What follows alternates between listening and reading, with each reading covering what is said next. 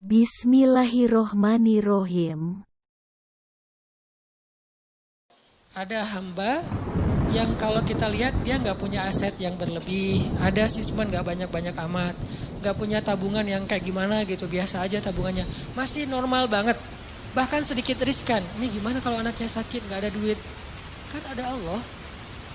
Ini bukan kata-kata pasrah ya. Ini kata-kata tawakal. Beda pasrah sama tawakal. Pasrah nggak berikhtiar. Tawakal tetap ikhtiar, tapi ikhtiar itu tangan, hatinya bergantung kepada Allah. Jangan sampai hati bergantung ke tangan. Jadi kalau tangan gak megang duit, hati resah. Harusnya tangan mah megang duit, megang emas, megang perak, megang apa aja, itu gak ngaruh ke hati orang, hatinya gantungnya ke Allah. Bukankah di antara arti ikhlas itu adalah tidak ada bedanya antara emas dengan batu? Di mata orang yang beriman, tidak ada bedanya emas dengan batu, sama di mata dia. Gak membuat dia lebih bahagia gara-gara dia pegang emas, gak membuat dia berkeluh kesah gara-gara dia megang batu. Biasa aja. Dia manfaatkan emas, dia syukuri, dia sedekah, dia pakai untuk fasilitas dirinya, dia berikan hak-hak orang yang ada di dalamnya. Kalau dia megang batu, ya sudah, dia bersabar. Jadi gak ngaruh buat dia, karena hatinya di langit bukan di bumi, cuman tubuhnya yang di bumi. Karena kita kan terdiri dari dua elemen ya. Ada roh, ada jasad. Roh kita berasal dari langit. Jasad kita berasal dari bumi, diciptakan dari tanah, itu jasad. Tapi roh itu tiupan Allah. Sehingga harus kembali kepada fitrah masing-masing. Roh itu adanya hati, maka hati kita harus selalu terikat dengan langit. Walaupun realitasnya tubuh kita tetap berada dan berpijak di bumi.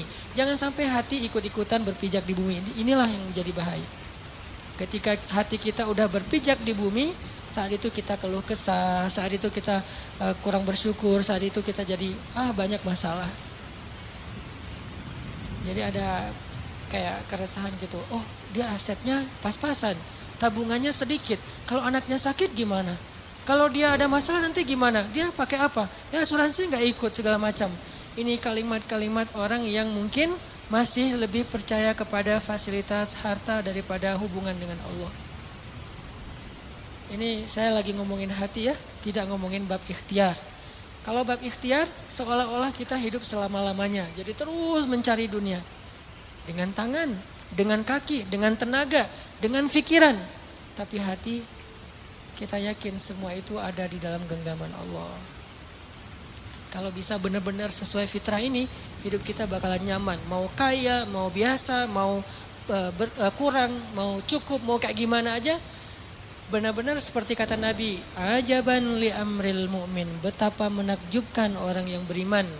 In asabathu sarra syakara fakana khairan lah, wa in asabathu darra sabara fakana khairan lah, wa laisa dzalika illa lil mu'min.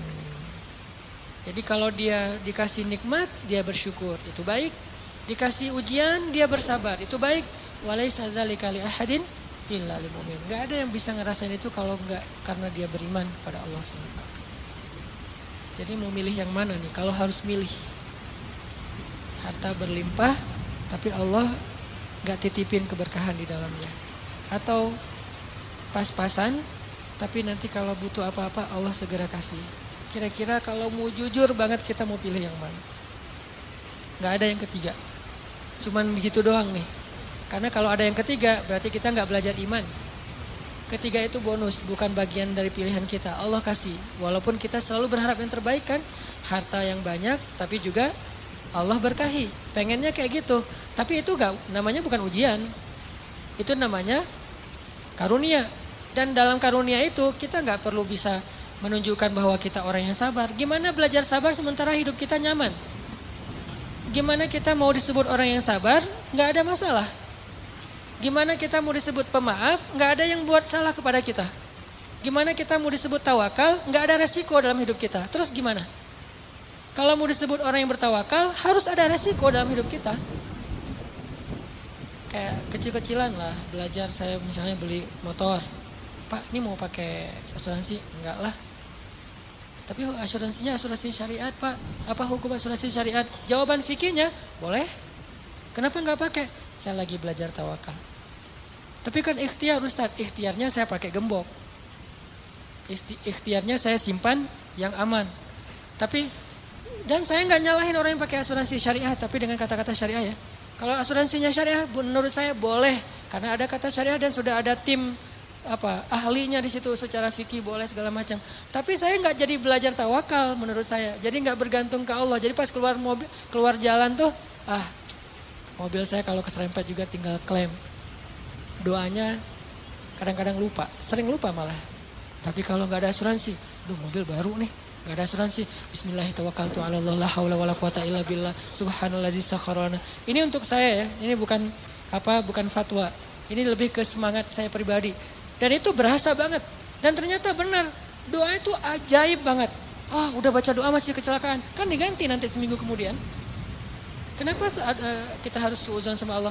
Gak ada ruang buat suudzon kepada Allah. Gak ada ruang. Kalau kita mukmin. Gak ada sia-sia kita baca doa, udah baca doa masih kecelakaan.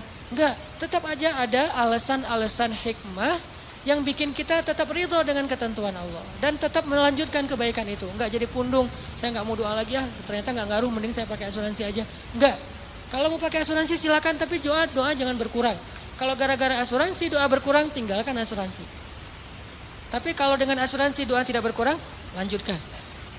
Cuman kalau saya pribadi, sampai saat ini belum dapat hidayah. Belum.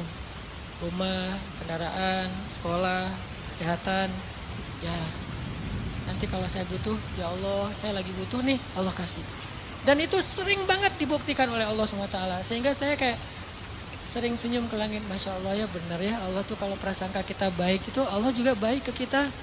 Jadi kayak tenang aja, butuh apa ya sekarang, ya udah ya Allah pengen kayak gini, Allah kasih. Dan ajaib banget caranya. Kenapa?